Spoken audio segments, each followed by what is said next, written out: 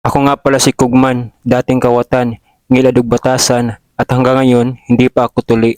Pisot pa ako. Isa akong tao na nabubuhay sa aking prinsipyo, kaya kahit anong gawin nyo, hindi nyo ako matatalo. Mahilig akong mangutang, pero hindi ako mahilig magbayad. Kasi bakit naman kita babayaran? Inutangan ka na, babayaran ka pa. Ang kapal naman ng mukha mo. Yun ang prinsipyo ko. Marami akong mga kaibigan kasi friendly kasi ako. Pero simula nung inutangan ko sila, hindi na sila nagpapakita kasi naglikay-likay na ako. Nung nangutang ako noon, nagmamakaawa ako. Nagpakuloy talaga ako sa kanila. Kulang na lang magload-load ako sa kanilang atubangan. Pero ngayon nga sinisingil na nila ako, ay hindi na ako nagpapakita. One time pumunta sila sa bahay para siningilin ako. Kaya ayon ang ayos sila sa bahay namin pero walang sumasagot. Sabi niyong kasama na baka walang tao. Pero nagtataka siya bakit maraming tsinelas sa labas. Kaya hindi siya nakaagwanta, ipinost niya ako sa Facebook. Galit na galit ako, bakit niya ako pinakaulawan sa social media. Ako pa ang nangutang, ako pa ang galit kasi nakita nila yung post ko sa Facebook. May bago akong binili na cellphone at mga damit. Kasi mahilig kasi akong bumili ng mga gamit pero hindi ako mahilig magbayad. Kasi yung perang binili ko ng mga gamit, inutang ko din yun. One time nakasalubong ko sa daan doon sa may mall. Gusto ko sanang lumikay kaya lang ulahin na ang tanan. Kaya nagduko-duko na lang ako. Pero hindi siya nakagwanta, kinonfront niya ako. Sabi niya kung kailan daw ako magbabayad. Sabi ko maghintay ka kung kailan kita babayaran. Kaya galit na galit siya at nagbugno kami sa daan. Ako pa ang nangutang, ako pa ang may ganang magalit. Kaya bago ko tapusin ang vlog na ito, ay mag-iiwan ako ng isang mensahe. Kung hindi ka pa nakasulay ng mangutang na hindi magbayad,